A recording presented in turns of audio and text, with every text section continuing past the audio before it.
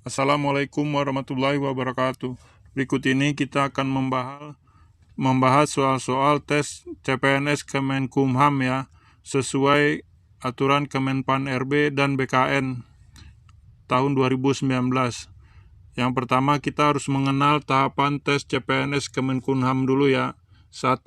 Syarat pelamar ya, SLTA atau SMA sederajat, usia minimal 18 tahun dan maksimal 28 tahun, tinggi badan untuk pria 160 dan untuk wanita 155 cm, melamar sesuai domisili KTP atau minta surat keterangan dari kelurahan atau kantor desa ya bagi yang domisili KTP-nya tidak sesuai dengan tempat tinggalnya. 2. Tahapan seleksi. Tahapan seleksi di Kemenkumham adalah 1. Seleksi administrasi. Yang kedua, seleksi kompetensi dasar atau SKD menggunakan sistem CAT ya. Yang ketiga, seleksi kompetensi bidang atau SKB. SKB di Kemenkumham terdiri dari kesamaptaan dengan bobot 50% pengamatan fisik dan keterampilan PFK ya dengan bobot 50%. PFK ini pengamatan keterampilan fisik dan keterampilan ya. Untuk yang ingin melamar di Depkumham, siapkan sering-sering olahraga. Atau bisa juga dilihat seperti ini, syarat pendaftarannya adalah kartu tanda penduduk, KTP asli yang harus dipersiapkan, kartu keluarga, pas foto, swafoto atau selfie, ijazah asli, transkrip nilai asli, surat lamaran, atau yang 8 surat pernyataan. Tahap seleksinya pendaftaran online di SSCN BKN, seleksi administrasi, verifikasi berkas asli, seleksi SKD lanjutnya atau dengan menggunakan sistem CAT, seleksi kompetensi bidang, baru seleksi kompetensi bidang. Kita lanjut ke soal part 3. Manfaat filsafat Pancasila bagi setiap bidang kehidupan bangsa dan negara Indonesia adalah: A. Perwujudan dan pelaksanaan setiap warga negara dalam bermasyarakat, berbangsa, dan bernegara. B. Sebagai pandangan hidup bangsa dan negara Indonesia serta akan menjiwai setiap warga negaranya. Kayaknya ini jawabannya. Atau C. Memperdalam pengetahuan dan pengertian Pancasila sebagai dasar negara, pandangan hidup bangsa dan ideologi negara. Atau D. Menangkal budaya asing yang masuk ke Indonesia baik secara langsung maupun melalui perantara teknologi. Jadi jawabannya adalah manfaat filsafat Pancasila bagi setiap bidang kehidupan bangsa dan negara Indonesia adalah B. Sebagai pandangan hidup bangsa dan negara Indonesia serta akan menjiwai setiap warga negara Indonesia. Kita next ke soal nomor 24 part 3 ya. Sidang BPUPKI pertama mengkaji tentang dasar negara yang akan dijadikan landasan pada saat Indonesia merdeka. Perhatikan ya, sidang BPUPKI ya. Pada saat itu Insinyur Soekarno mengusulkan Pancasila dengan urutan. Nah, ini biasanya juga pasti keluar nih. Insinyur Soekarno mengusulkan Pancasila dengan urutannya: A. Nasionalisme, internasionalisme, mufakat, kesejahteraan sosial, dan ketuhanan yang berkebudayaan. Perhatikan, biasanya Pancasila yang diusulkan Soekarno itu ingatnya seperti ini: ketuhanan yang berkebudayaan, pasti itu biasa jawabannya. B. Kesejahteraan sosial, internasionalisme, sosialisme, perkemanusiaan, dan ketuhanan. C. Nasionalisme, ketuhanan yang Maha Esa, perikemanusiaan, kebangsaan Indonesia, mufakat, dan kesejahteraan sosial. Atau D. Internasionalisme, nasionalisme, mufakat, demokrasi, dan ketuhanan. Pokoknya asal ditanya seperti itu, ingat ketuhanan yang berkebudayaan. Jadi jawabannya adalah A. Nasionalisme. Pada Insinyur Soekarno mengusulkan Pancasila pada saat itu adalah 1. Nasionalisme, sila kedua internasionalisme, sila ketiga mufakat, sila keempat kesejahteraan sosial, dan sila kelima ketuhanan yang berkebudayaan. Kita naik ke soal nomor 25 part 3 ya. Untuk part 1 dan 2-nya deskripsinya ada di linknya ada di deskripsi. Secara ilmiah populer, Pancasila dapat dikaji sebab syarat-syarat ilmiah teksnya dimiliki oleh Pancasila.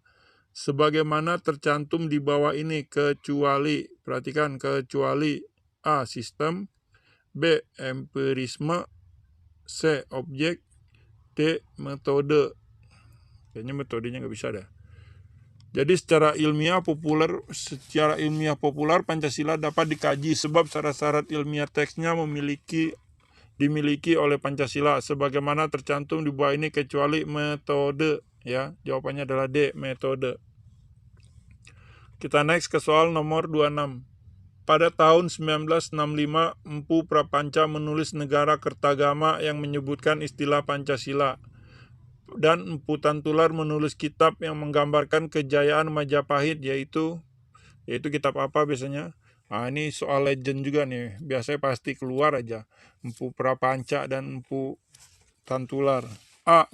Kitab Sutasoma, B. Tanhana Dharma Mangrua, C. Bhinneka Tunggal Ika, D. Kertaning Bumi. Jadi Empu Tantular menulis kitab yang menggambarkan kejayaan Majapahit, yaitu Sutasoma, ya. Bhinneka Tunggal Ika adalah sebuah frasa yang terdapat dalam Kakawin Sutasoma, ya. Kakawin sendiri berarti syair dengan bahasa Jawa kuno. Jadi sebelum Indonesia merdeka itu udah ada jadi kitab Sutasoma yang menceritakan Pancasila. Kita next ke soal nomor 27. Secara harfiah, ideologi diartikan, perhatikan ya, secara harfiah yang ditanya di sini. A. Ilmu tentang gagasan atau buah pikiran. B. Ilmu tentang idealisme. C. Ilmu tentang cita-cita. D. Semua jawaban benar. Jadi secara harfiah, ideologi diartikan yaitu ilmu tentang gagasan dan buah pikiran, ilmu tentang idealisme, ilmu tentang cita-cita. Jadi jawabannya untuk soal ini adalah D, ya. Jadi semua jawaban A, B, C ini adalah benar. Kita next ke soal nomor 28. Nilai-nilai yang terkandung dalam Pancasila menurut Profesor Notonagoro dapat dibagi menjadi. Nah, perhatikan soal ini ya. Ini juga merupakan soal legend, pasti keluar biasanya. A. Nilai kerohanian, B. Nilai material, C. Nilai vital, atau D. Semua jawaban benar. Ya, menurut Profesor Notonagoro nih ya. Jadi nilai-nilai yang terkandung dalam Pancasila menurut Profesor Notonagoro dapat dibagi menjadi A. Nilai kerohanian, bisa juga nilai material, bisa juga nilai vital. Jadi untuk jawaban soal nomor 28 adalah D, semua jawaban benar ya. Kita next ke soal nomor 29. Sedangkan logia berarti, nih ya, arti logia maksudnya apa ya? A. Ajaran, B. Idea, C. Melihat, atau D. Ide. Logia berarti A. Ajaran. Memahami kata ideologi, sepertinya kata ini berasal dari bahasa Yunani eidos dan logos, atau dalam kurung logia ya. Yang mana eidos berarti melihat, memandang, pikiran, ide atau cita-cita, sedangkan logos berarti ilmu ya, ilmu. Dalam arti di sini maksudnya ilmu itu adalah ajaran ya, ilmu, ajaran ya, atau pelajaran. Kita next ke soal nomor 30. Pancasila dikatakan sebagai suatu sistem filsafat bila, ingat ya buat teman-teman calon Kemenkumham, banyak-banyak belajar soal tentang Pancasila. A. Susunan dan bentuknya hierarkis piramidal. B. Sila-sila Pancasila itu harus kita lihat sebagai suatu rangkaian kesatuan. C. Kita harus memahami sebagai totalitas. D. Semua jawaban benar. Jadi Pancasila dikatakan sebagai suatu sistem filsafat bila jawabannya adalah D, semua jawaban benar bila susunan dan bentuknya hierarkis piramida, atau sila-sila Pancasila itu harus kita lihat sebagai satu rangkaian kesatuan. Jadi sila-sila Pancasila itu harus lihat satu rangkaian kesatuan yang utuh, dari sila pertama sampai sila kelima, atau harus kita pahami sebagai totalitas ya. Kita next ke soal nomor 31.